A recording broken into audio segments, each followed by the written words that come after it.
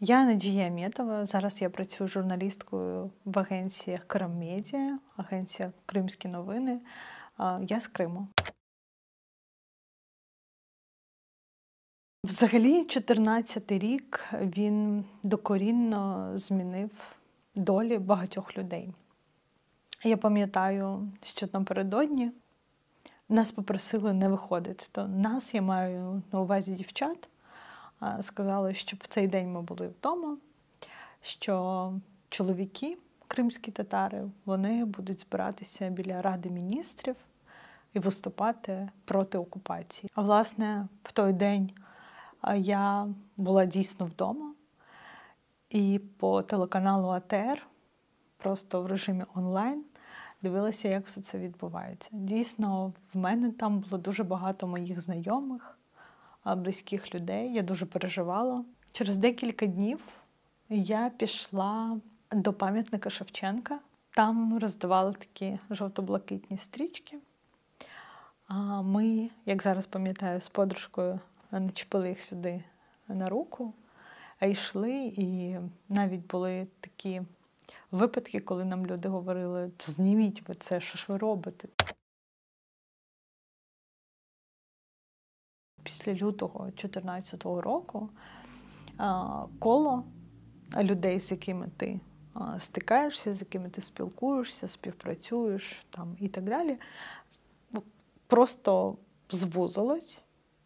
І в мене була, як зараз популярно говорити, моя бульбашка. Навколо цього я не розуміла, що відбувається, які настрої. Я не питалась, мені це було не супер цікаво, що там вся решта думає. Я знаю, що думають там мої близькі друзі, і для мене цього було достатньо. І я багато часу проводила вдома, а я в цілому розуміла, як і багато хто з кримських татар, що це в цілому небезпечно. Не тому, що я зустрічала людей, які там брали участь в воєнних діях, не через це, ні. Просто через те, що в березні знайшли тіло Рішата Аметова. Через те, що викрали Ервіна Ібрагімова. Ці події настільки просто в тобі, в голові, це був такий мороз по шкірі, і ти розумів, що через отакі речі показують, в тому числі і тобі, щоб ти був тихішим. Бо, дійсно, люди в Криму зникали. Ця подія на багато років до сьогодні розділила зі своєю сім'єю. Я все ж таки до початку широкомасштабного вторгнення я мала можливість їздити в Крим, і я їздила. А є люди, які не бачили з 2014 року своїх рідних. Ви, якщо завтра захочете поїхати привітати свою маму з днем народження і відвести їй квіти, ви зможете сісти потягом, маршруткою і доїхати. А в нас немає такої можливості. І невідомо, коли вона буде. Це біль.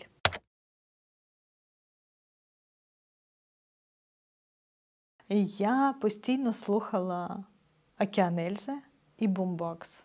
Це мої найулюбленіші групи. Я майже всі пісні знаю на пам'ять. Я себе оточила людьми, які зі мною були на одній хвилі.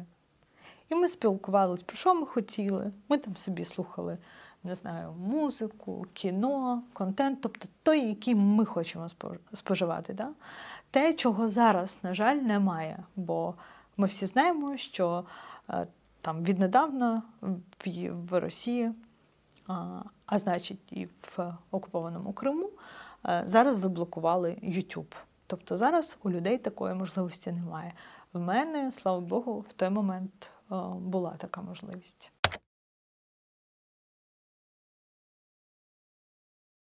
Я просто зростала на всьому цьому, розумієте? Мій батько дивився українські канали. Мій батько їздив на помаранчеву революцію. Мій батько давав мені газети, щоб я їх читала. Я скажу вам так, я, звісно, що чула українську мову, бо телебачення, там на якийсь відсоток все одно там була українська мова. І ми дивилися, і можна було зрозуміти. Так, щоб я вільно говорила, такого не було. Але одного разу в нашу школу приїхали 2 вчительки. Я так розумію, що це був обмін студентами, бо вони були десь з Західної України. І вони приїхали в Крим проходити практику. Вони так там і залишилися. Одна зараз, правда, виїхала кудись в Європу, наскільки я знаю. Інша не маю уявлення навіть, де вона. Але ця вчителька, вона була прекрасна тим, що вона з великою повагою поставилась до мене, до дитини. І до моїх однокласників. Бо коли, ви знаєте, да, що діти, вони бувають часто дивними. І мої однокласники там щось кримсько-татарською могли там їй викрикувати, але ж вона не розуміє, про що вони говорять. І замість того, щоб їх відчитувати або сварити, або там, я не знаю, ставити їм там 2, вона записувала всі ці слова собі в блокнот. А потім вона дивилась, як вони перекладаються, і на момент, коли ми вже закінчували школу, вона, я не буду говорити, що вона ідеально знала, але вона знала кримсько-татарську мову. Вона ж зацікавила, розумієте, до цього не було української мови. Тобі наче і не обов'язково було її знати, от чесно, як було в моїй школі. Але прийшла людина, і тобі ця мова не звучала якось дивно. Зрозуміло було, що в фундаменті у цієї людини є повага до іншої людини, якою б вона не була релігії, якою б мовою вона не говорила. І якщо ви мене спитали би, яка риса така притаманна українцям, то, напевне, я би сказала, що в більшості оце якраз таки і відрізняє. Бо зараз я навчаюсь в Київському університеті, Національному університеті імені Шевченка, на факультеті кримсько-татарської мови і англійський переклад. І мої 6 одногрупників, вони всі українці, і вони вчать кримсько-татарську мову. В них за 3 роки супер результати, я вважаю.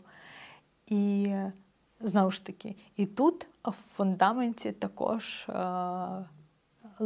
є любов якась, да, до тієї землі, якої вони ніколи не бачили в своєму житті. І тут треба, звісно, віддати належне нашим викладачам, які, власне, виховують в них цю любов і повагу.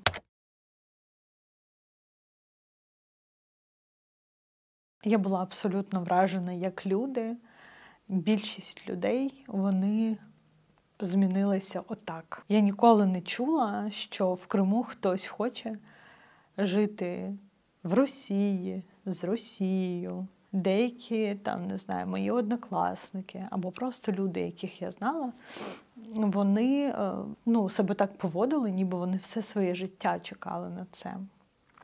В моєму близькому, якщо ми кажемо про близьке моє оточення, то таких людей не було. Якщо ми говоримо про те, чи в нас була змога обговорювати якось там на початку, так. І просто в тебе, як в налаштуванні, знаєте, ти ж до цього не боявся про щось говорити, рефлексувати. Потім, коли почались затримання, і стало зрозуміло, що людей переслідують за їх позицію, за те, як вони думають, як вони вважають. Було дуже неприємно. Знаєте, чому неприємно? Бо тобі від себе стає неприємно, коли ти починаєш цензурувати саму себе, коли ти починаєш говорити трохи тихіше, коли ти розумієш, що в громадському транспорті або там, де багато людей, ти вже не можеш так вільно висловлюватись, як це було там раніше.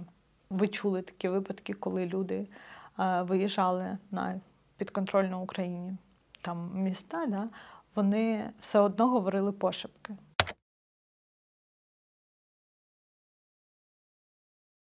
Я пам'ятаю, коли ти переходиш, оця є буферна зона, в якій ти йдеш, і потім ти підходиш до вже прикордонників. Тоді всі шуткували, що о, вільно аж задихалась. Звісно, що це було не прямо в моменті, так, а це було тут, в голові. Ти думав, що я можу бути собою, там, не знаю, не боятися за те, що мені щось буде. Да? Такі якісь відчуття були. Я зчитувала, що коли мої люди, з якими я спілкуюсь, вони говорять трошечки тихіше. Мого батька багато разів викликали на допити ще до того, як його посадили, через 26 лютого. Бо він також був учасником цього мітингу. Да? І я не вважаю, що він або будь-хто інший з мого народу порушував на той момент законодавство країни, в якій ми жили, тобто України. Бо мій батько був активним учасником всіх процесів, скажімо так, політичних, які відбувалися. Він був і активістом, таким молодим кримським татарином, який їздив там і на мітинги, і там розказував мені дуже багато всього. Потім він був депутатом регіонального меджлісу. І, власне, я пам'ятаю, що помаранчева революція, в нашому домі було просто неймовірно, просто багато всього помаранчевого. Це була річ, про яку не було потреби говорити. Ніби за умовченням всі знали, що все, що відбувається, це сюр, це неправильно, так не має бути, ми з цим не згодні.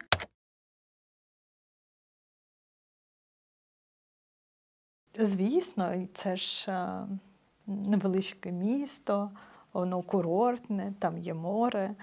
І дійсно, я теж працювала в ресторані, там і було дуже багато відпочиваючих, скажімо так. На той момент ніби не було інтенцій таких, да, щоб Крим був їх. Там, я в будь-якому випадку я цього не чула. Але вони поводили себе так, ніби вони господарі. Можливо, такими були не всі, але якщо брати якесь загальне моє враження, воно було таким.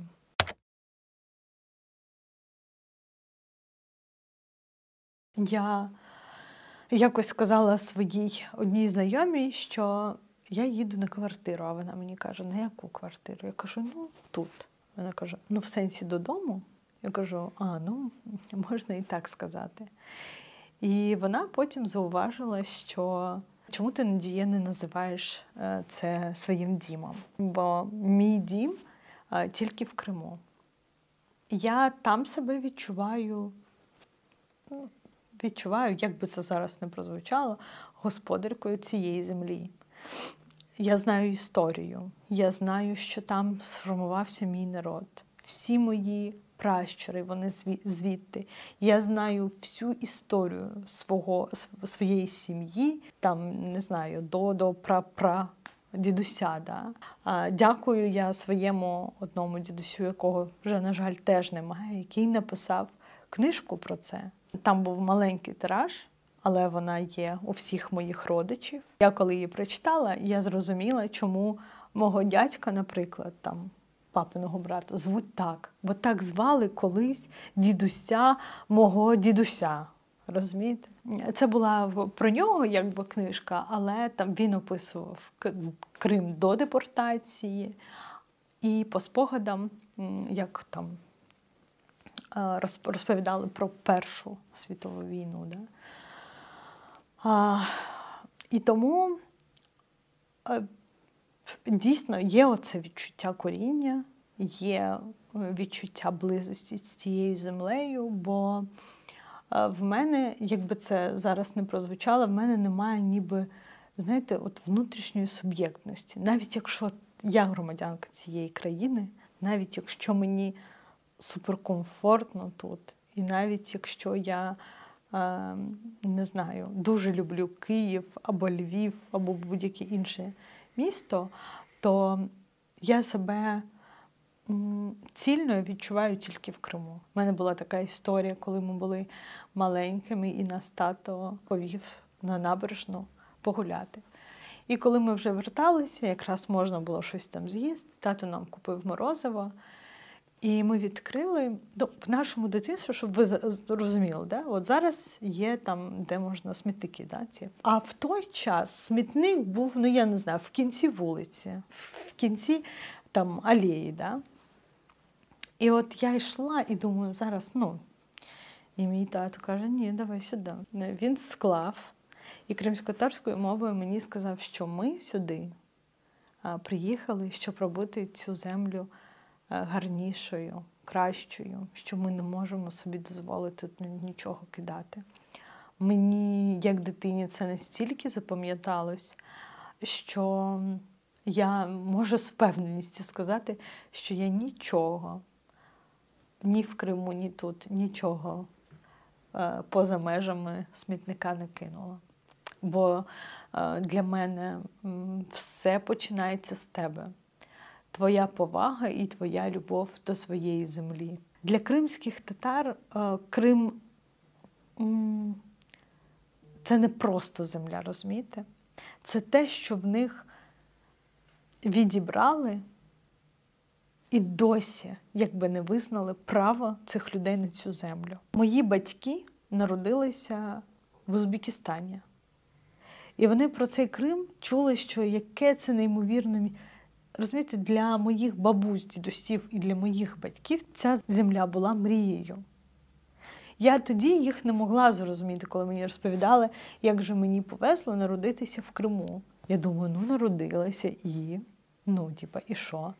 Зараз, коли я туди не можу поїхати, для мене кожен камінчик, який я бачу в когось в сторіс в Інстаграмі, з того моря, або якесь деревце, там, розумієте, або якусь людину, яку я давним-давно не бачила, то я відчуваю, що це таке. Я розумію, і це я була відносно нещодавно, в Криму. В мене все одно є якийсь зв'язок, а в цих людей взагалі нічого не було. В них була заборона на десятки років їздити на свою батьківщину, розумієте?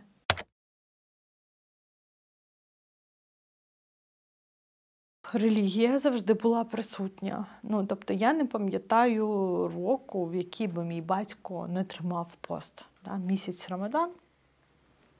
От зараз він наближається, скоро розпочнеться.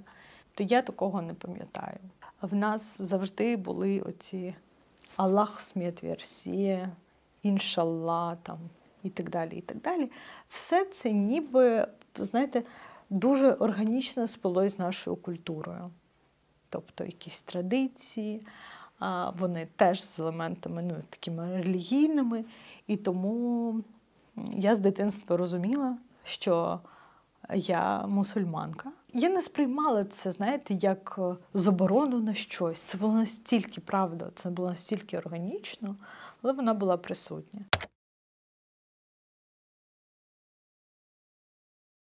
Те, що відбувається з кримськими татарами, це для нас не новина. Моїх пращурів депортували з Криму. За їх злочинним наказом вивезли просто всіх жінок і дітей. Половина цих дітей не вижили просто там. А чоловіки, на секундочку, в той момент були в армії, ще захищали цю землю, а потім і їх теж. Тих, хто вижив. Чому вони тоді так зробили? Чому вони хотіли кримських татар вивезти з цієї землі? Чому вони хотіли лишити нас, і, власне, лишили на півстоліття батьківщини? То, мабуть, це просто вони такі. Розумієте? Це імперія, яка бачить тільки свою велич. Те, що відбулося 26 лютого в Сімферополі, це означає, що Росія ніколи не зможе сказати, що в Криму їх чекали. Бо люди вийшли фактично за те, щоб їх там не було. І тому, напевно, це корінний народ, не дає їм легітимізувати те, що вони зараз роблять в Криму. Тобто привласнюють мою землю.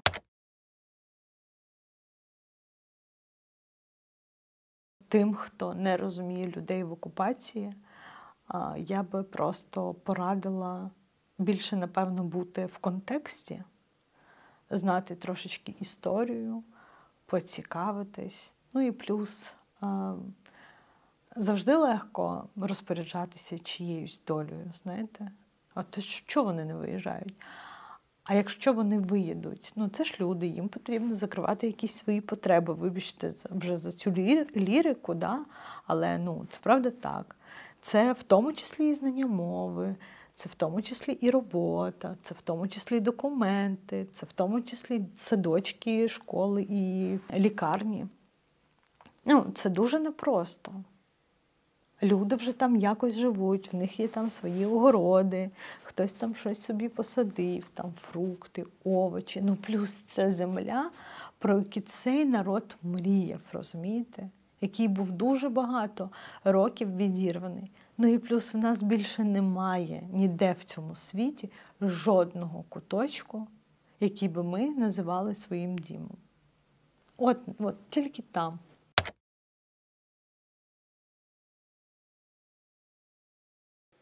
Тому що це Україна. Тому що ця держава напряму стикнулася з тим, що інша країна каже, ми йдемо вас захищати, бо у вас там російськомовне населення. А я тут вільно говорила до початку повного широкомасштабного вторгнення і говорила російською мовою. Я вела свої соціальні мережі російською мовою, бо для мене так було звично, розумієте? І я, в принципі, не стикалася з тим, що українці мені говорять, що ну-ка давай переходь там на українську. Такого не було. Мене сприймали, я розуміла і мене розуміли. Але в 22-му році я збагнула одну таку річ, що мова – це насправді дуже потужний інструмент, що вони з того боку маніпулюють мовою. Але врешті-решт в цій країні є неймовірна мова, красива, солов'їна, що в цій країні є неймовірна культура, є різні регіони, є різні діалекти, я не знаю, вишивка та ж сама відрізняється, кухня відрізняється. І це неймовірно прекрасно, красиво і цікаво. І я зрозуміла, що я хочу говорити мовою цієї країни, і я хочу дізнаватися про цю країну ще більше, хоча не можна сказати, що мені ніколи не було цікаво. Якраз таки історію України я цікавилась. Якраз таки я про неї знала. Можливо, навіть десь краще, ніж там деякі мої знайомі, коли вони мені говорили, звідки ти знаєш дату цієї там битви. Але просто, знаєте, нам з дитинства пояснили, що нам дуже важливо знати історію свого народу. І тому, власне, це держава, в якій я живу, паспорт, якої я маю. Тому в мене, окрім просто, знаєте, окрім моїх прав тут, в мене ще є обов'язки. Тому я хочу користуватися своїм правом на щось, тому я маю якусь відповідальність за це нести.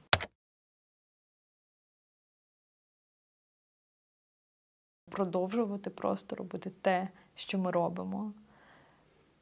Ніколи не відходити від цього шляху в бік Криму.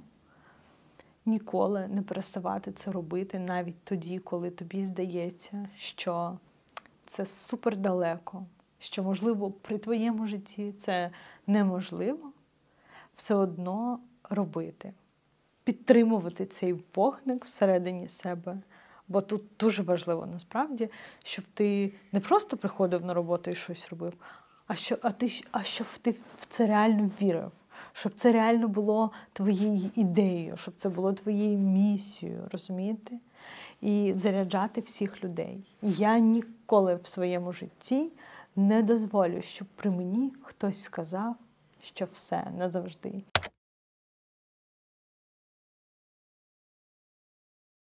Не треба себе тішити, мені здається, і не треба думати, що все супер. І раз нас там чекають, значить все між нами буде добре. Звісно, що так не буде. Звісно, що нам буде складно, бо ми дуже багато років, ми здобуваємо прямо зараз живучи дуже різні досвіди. Тут війна, а там окупація. Там ти боїшся, що тебе, не знаю, на 25 років посадять, да? А тут ти боїшся, що, я не знаю, в твій будинок щось там прилетить. Да? Розумієте, в нас настільки у всіх болить, але це настільки різний біль. Плюс дуже важливо людей не засуджувати. Дуже важливо до людей ставитись з розумінням. Вони, я думаю, що коли ви мені сказали про одну свою попередню спікерку, ви якраз мали на увазі мою подругу, яка до початку 22-го року прожила в Криму. І вона достатньо непогано говорить українською мовою. Але в мене і інші є приклади. Мої інші подруги, які залишаються там, і які знають «доброго дня», «доброго вечора, ми з України». І далі, коли ти з ними розмовляєш, вони кажуть «а що це? А що це? Що ти зараз сказала?» Ну, тобто вони можуть не зрозуміти.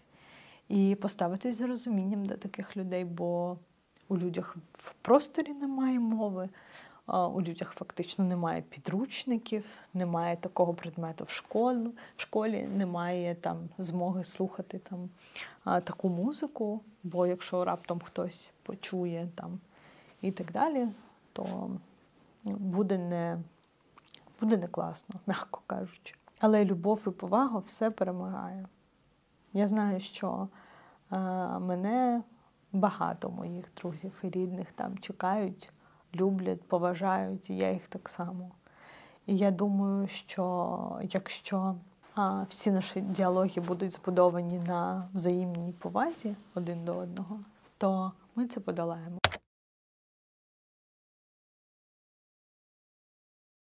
Мені здається, що їм буде некомфортно з нами жити. Кожен має повертатися до себе додому рано чи пізно. От для мене завжди якісь твої вчинки сильно голосніше, ніж те, що ти мені говориш.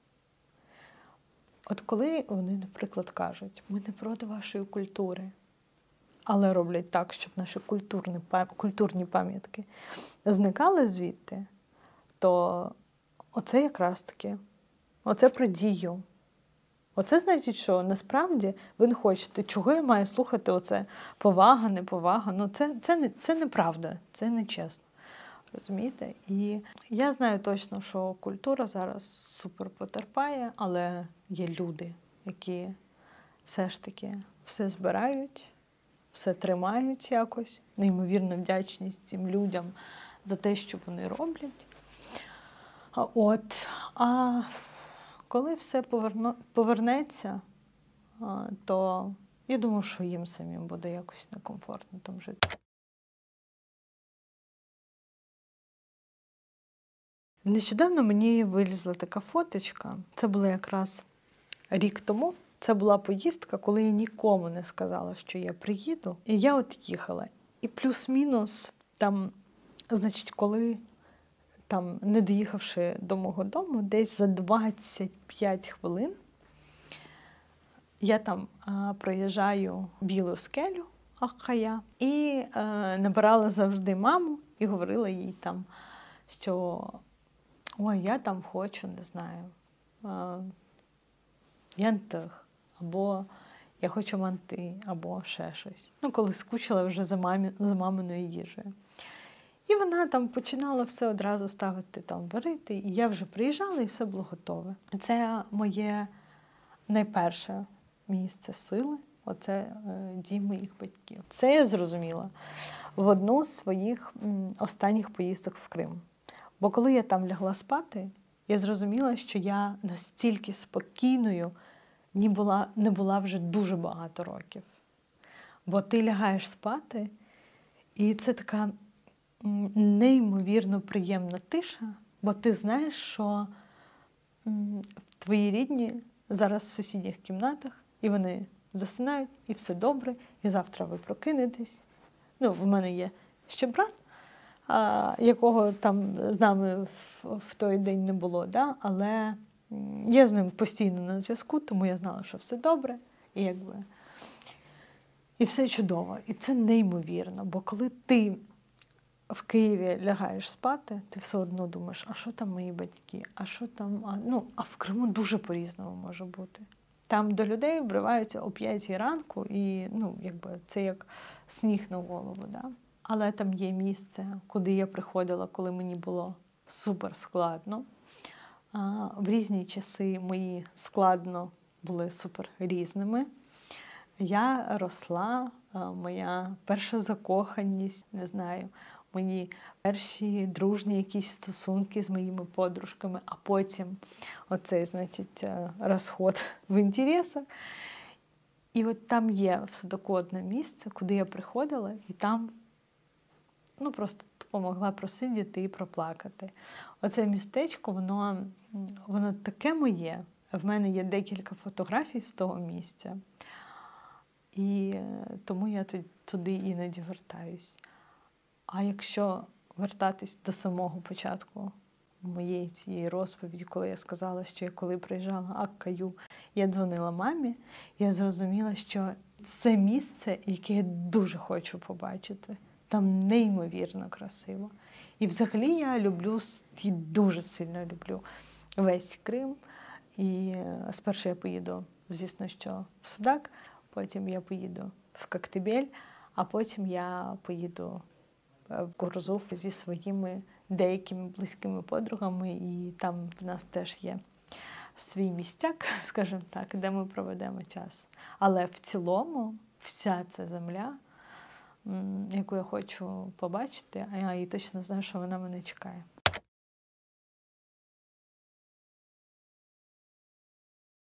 Щоб нас дочекалися, щоб,